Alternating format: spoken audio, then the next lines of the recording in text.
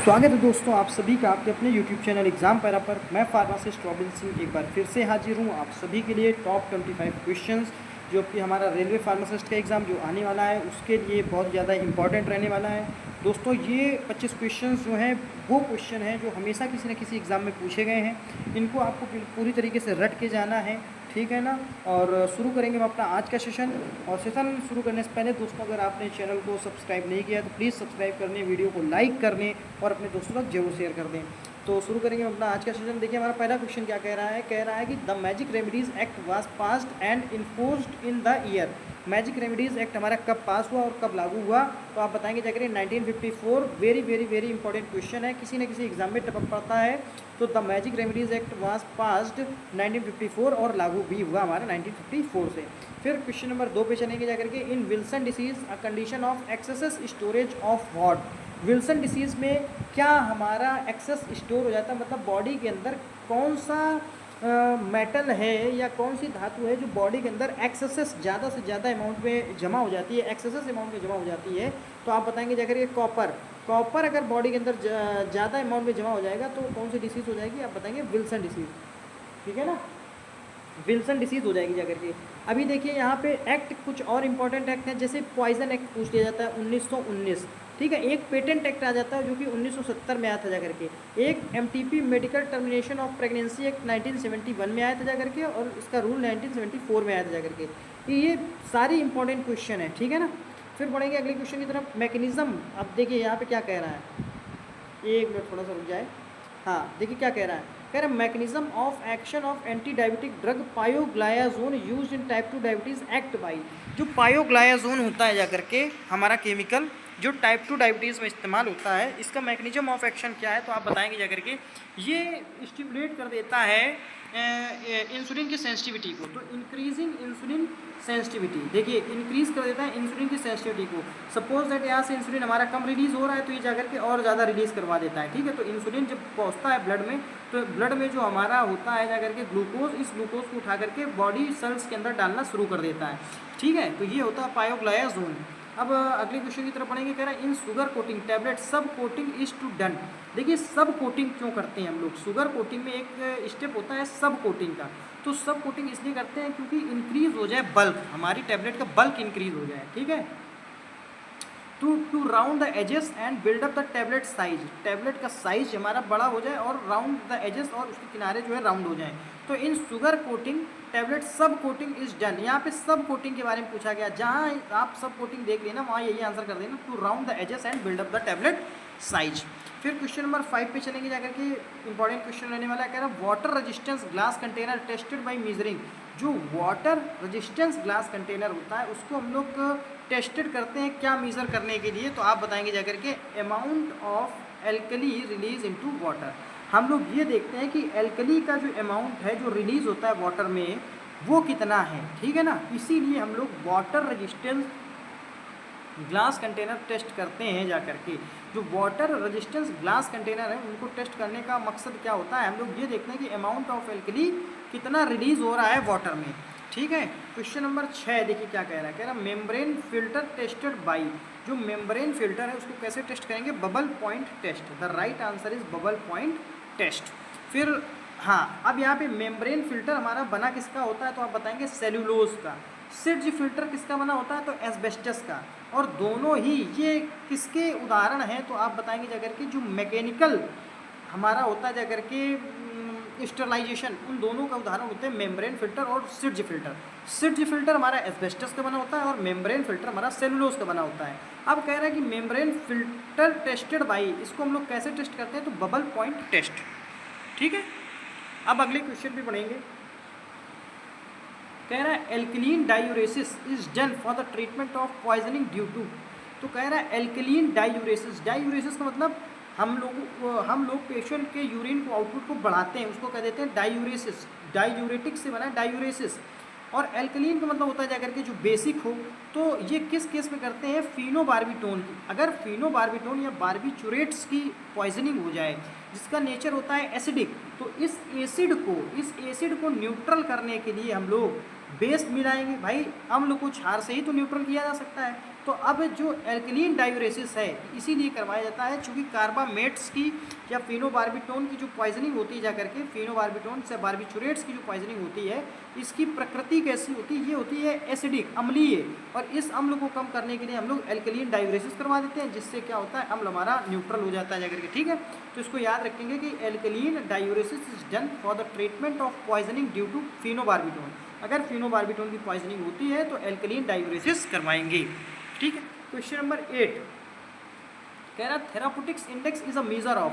दोनों ही क्वेश्चन को काफ़ी जगह एग्जाम में पूछे गए हैं और ये वेरी वेरी इंपॉर्टेंट क्वेश्चन है। इंपॉर्टेंट क्वेश्चन आप टिक कर लीजिए।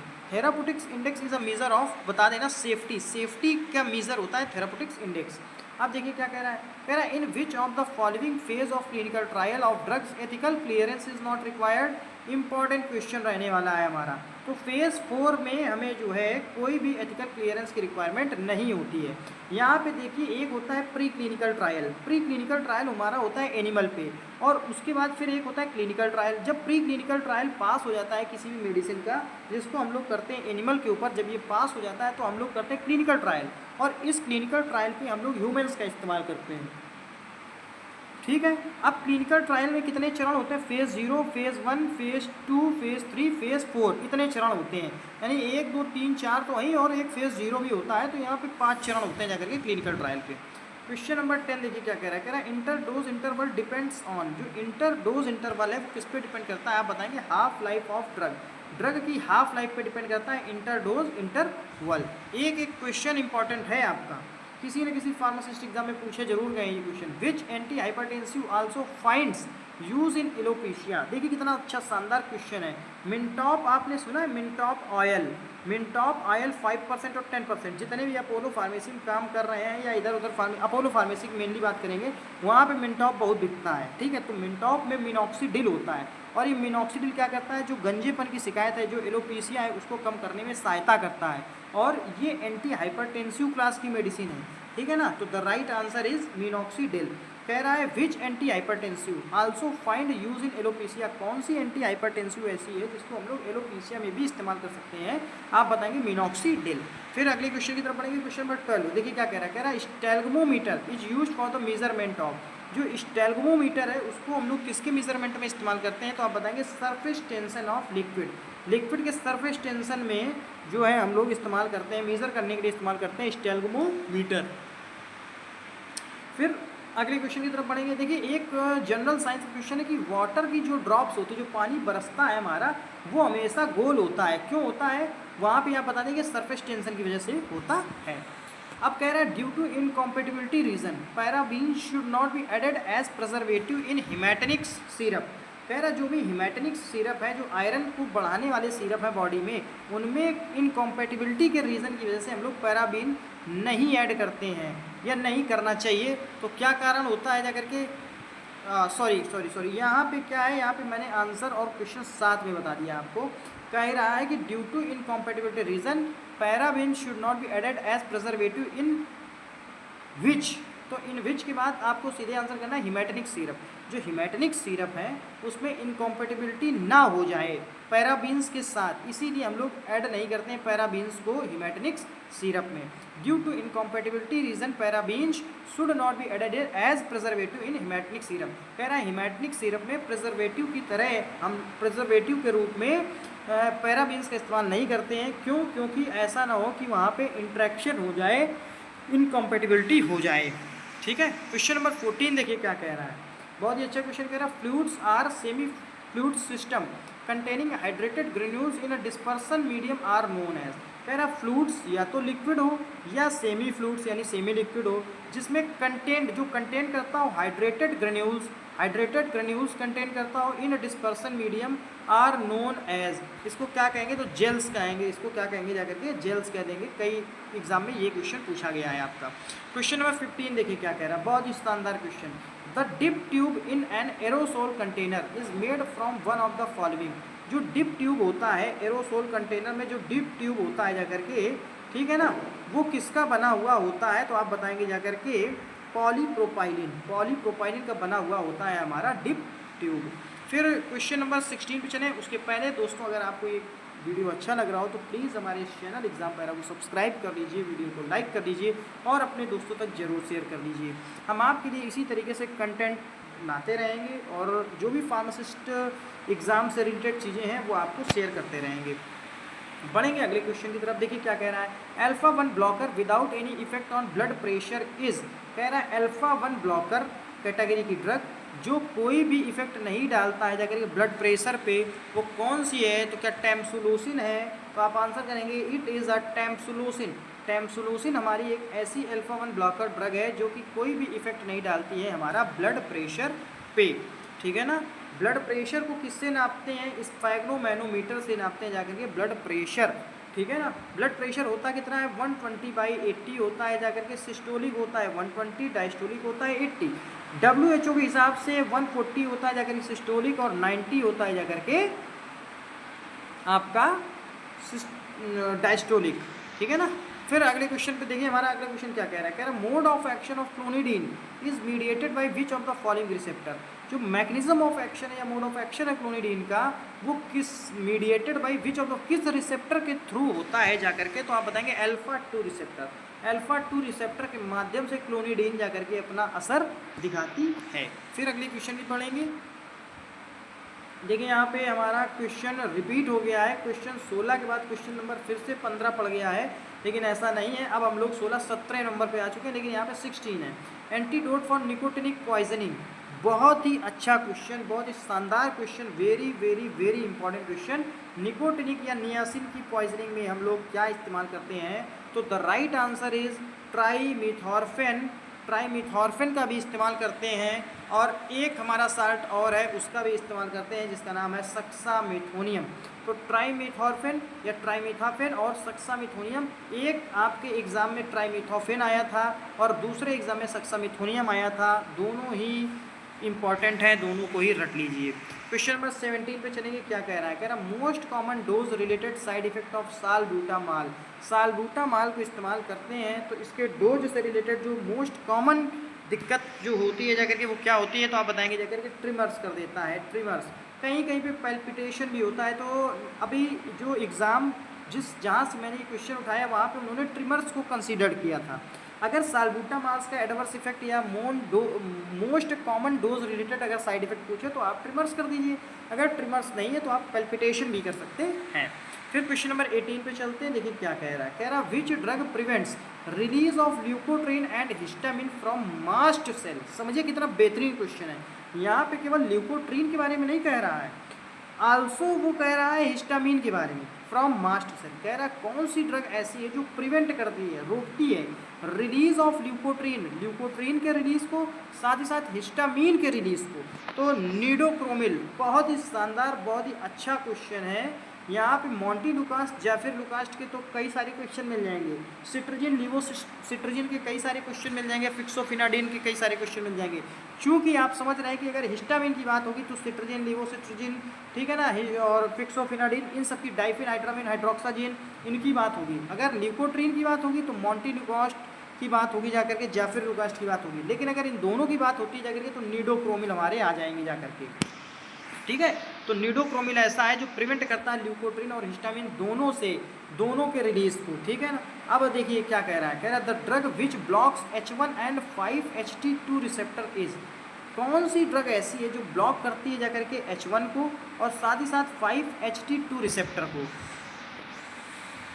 आप आंसर कर देंगे जाकर के सेप्रोहेप्टाडीन, साइपॉन सिरप। जी हाँ दोस्तों, साइपॉन सिरप जिसको आप इस्तेमाल करते हैं भूख ना लगने पर, ठीक है ना। जब बच्चों को भूख नहीं लगती है, बड़ों को भूख नहीं लगती है तो डॉक्टर कौन सा सिरप लिख देता है? साइपॉन सिरप लिख देता है। मतलब एक एग्जांपल बता रहा हूँ। वैसे कौन सा लिखता है? अगर जेनरिक नेम की बात करें तो सिप्रोहेप्टाडीन लिख देता है। और इसको आप पीते हैं खाना खाने से पहले, आपको भूख लगने लगती है। लेकिन अगर आपसे पूछ दे कि एंटागोनाइज सिप्रोहेप्टाडीन किसको एंटागोनाइज कर देता है जाकर के, ठीक है ना, किसकी टॉक्सिसिटी को कम कर देता है, या इस तरीके से कह दें, हालांकि टॉक्सिसिटी ठीक नहीं है, किस ड्रग के एक्शन को न्यूट्रलाइज कर देता है? तो आप बताएंगे फ्लक्सेटिन। फ्लक्सेटिन एंटी डिप्रेसेंट क्लास की drug, SSRI selective serotonin reuptake inhibitor class की ड्रग है फ्लक्सेटिन। फ्लक्सेटिन सिप्रोहेप्टाडीन क्या करता है, फ्लक्सेटिन के इफेक्ट को कम कर देता है और फ्लक्सेटिन सिप्रोहेप्टाडीन के इफेक्ट को कम कर देगी। इस तरीके से आप समझेंगे, जब एक दूसरे के इफेक्ट को कम कर रहे हैं तो एक दूसरे के इफेक्ट को ही कम करेंगे जा करके, यानी सिप्रोहेप्टाडीन न्यूट्रल कर देता है फ्लक्सेटिन के इफेक्ट को। ठीक, ये भी याद रखें। तो यहाँ पे क्या है, the drug which blocks H1 and 5-HT2 receptors, वो है सिप्रोहेप्टाडीन। फिर कह रहा है 20 number of question, N acetyl cysteine reduces the severity of hepatic necrosis in toxicity due to. कह रहा है एन एसिटाइल सिस्टीन, अगर कहीं भी लिखा जाए एसिटाइल सिस्टीन की बात आ जाए, एन एसिटाइल सिस्टीन की बात आ जाए तो आप पैरासीटामॉल आप लोग याद कर लीजिएगा, क्योंकि पैरासीटामॉल ही एक हमारी ऐसी ड्रग है, वो ड्रग है जो हिपैटिक नेक्रोसिस करती है जा करके। हिपैटिक का मतलब लीवर और नेक्रोसिस का मतलब समझ रहे हैं कि नेक्रोसिस का मतलब होता है जाकर के जब कोई वेंस मान लो ऐसी है, चौड़ी वेंस है और उसको जाके आगे से सिकोड़ दे, नेक्रोसिस कर दे, श्रिंक कर दे। ठीक है, तो हेपैटिक नेक्रोसिस, लीवर हमारा हेपैटिक टॉक्सिसिटी करता है जाकर के, और उसको पैरासीटामॉल जो है हमारी लीवर की या हेपैटिक टॉक्सिसिटी करती है जाकर के पैरासीटामॉल, तो उसको न्यूट्रल करने के लिए हम लोग एन एसिटाइल सिस्टीन दे देते हैं।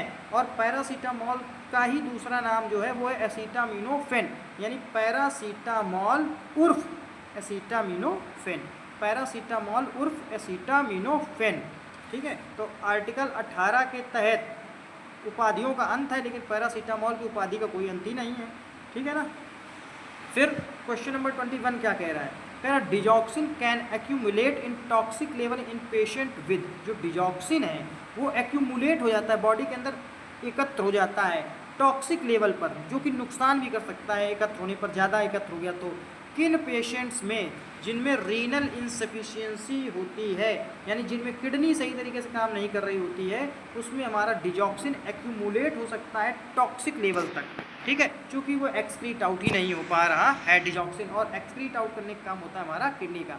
कह रहा which category of drug is contraindicated in pregnancy, pregnancy में किस कैटेगरी की ड्रग कॉन्ट्राइंडिकेट हो जाती है, तो आप बताएंगे जाकर के ACE इन्हिबिटर्स को प्रेगनेंसी के टाइम पे नहीं लेना चाहिए, और जो ओल्ड हमारे पेशेंट होते हैं उनको भी ACE इन्हिबिटर्स नहीं लेना चाहिए, इनालाप्रिल, फॉसिनोप्रिल, पैरेंड्रोप्रिल, लिसिनोप्रिल, है ना, ये नहीं लेना चाहिए, क्योंकि ये ड्राई कफ कर देती हैं जा करके ओल्ड पेशेंट्स में। फिर बढ़ेंगे क्वेश्चन नंबर 23 पे, देखिए क्या कह रहा है, बहुत ही शानदार क्वेश्चन है। Anti hypertensive which can be used in a patient with gout and diabetes mellitus, anti hypertensive medicine जिसको हम लोग इस्तेमाल कर सकते हैं किसी ऐसे मरीज में जिसको गाउट की दिक्कत हो और डायबिटीज़ मेलाइटस की भी दिक्कत हो। गाउट का मतलब होता है deposition of sodium urate crystal in joints, अगर आपके जो जॉइंट्स हैं, इन जॉइंट्स के बीच में सोडियम यूरेट क्रिस्टल अगर डिपॉजिट हो जाता है तो ये है हमारा गाउट। और डायबिटीज़ मेलाइटस आप लोग जान रहे हैं, एक होता है डायबिटीज़ मेलाइटस, एक होता है डायबिटीज़ इंसिपिडस। डायबिटीज़ इंसिपिडस जो होता है वो हमारा एंटी डायबिटिक हार्मोन्स दे करके ट्रीटमेंट कर दिया जाता है, लेकिन डायबिटीज़ ये टॉयलेट करने की बीमारी होती है, इसमें आपको टॉयलेट बहुत लगती है इंसिपिडस में, और मेलाइटस में आपके ब्लड में शुगर का लेवल बढ़ जाता है। तो ये हो गया डायबिटीज़ मेलाइटस और ये हो गया डायबिटीज़ इंसिपिडस। अब यहाँ पे कह रहा है कौन सी एंटी हाइपरटेंसिव ऐसी है जिसको हम लोग गाउट और डायबिटीज़ दोनों में दे सकते हैं। साथ ही साथ पेशेंट हाइपरटेंसिव यानी BP भी पेशेंट को है, बड़ी बीमारी है यार। इनालाप्रिल जो है ऐसी मेडिसिन है, वही ACE इन्हिबिटर्स क्लास की मेडिसिन है जिसको हम लोग दे देते हैं। अब अगले क्वेश्चन की तरफ बढ़ेंगे। 24 नंबर ऑफ क्वेश्चन कह रहा है dofetilide is which class of anti arrhythmic drug, तो कह रहा है डोफिटिलाइड जो है किस क्लास की एंटी एरिथमिक ड्रग है। एंटी एरिथमिक का मतलब जो हार्ट के रिदम को मेंटेन रखती है। एरिथीमिया क्या होता है, जो हार्ट का रिदम जब हमारा बिगड़ जाता है, कभी तेज़ धड़कन हो जाती है, कभी स्लो हो जाती है, तो उसको कह देते हैं एरिथीमिया। और इसी एरिथीमिया को कंट्रोल करने के लिए एंटी एरिथमिक ड्रग देते हैं डोफिटिलाइड। ये किस क्लास की है, तो आप बताएंगे क्लास थर्ड है हमारी डोफिटिलाइड।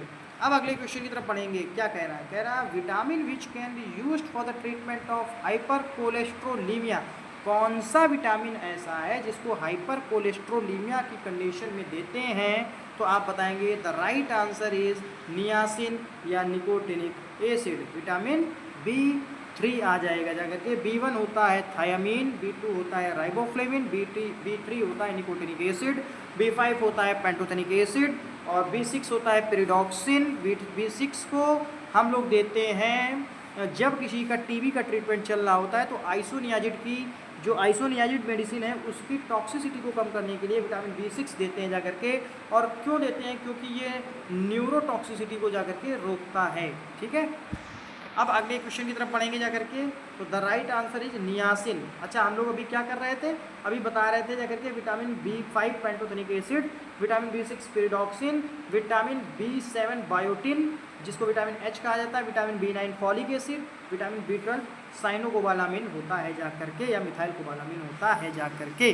ठीक है, और विटामिन B12 में मिथाइल कोबालामिन यानी कोबाल्ट जो है धातु पाई जाती है। कभी कभी पूछ देता है कौन सा विटामिन ऐसा है जिसमें कोबाल्ट धातु पाई जाती है, तो मिथाइल कोबालामिन या विटामिन B12। दोस्तों, अगर आपको ये क्वेश्चन अच्छे लगे हों तो प्लीज़ हमारे इस चैनल एग्जाम पैरा को सब्सक्राइब कर लीजिए, वीडियो को लाइक कर लीजिए और अपने दोस्तों तक जरूर शेयर करिए। हम आपके लिए इसी तरीके से जो बेहतरीन एक नंबर धांसू कंटेंट है वो लाते रहेंगे और आपकी तैयारी को मजबूत बनवाते रहेंगे। Thanks for watching the video. Thank you so much.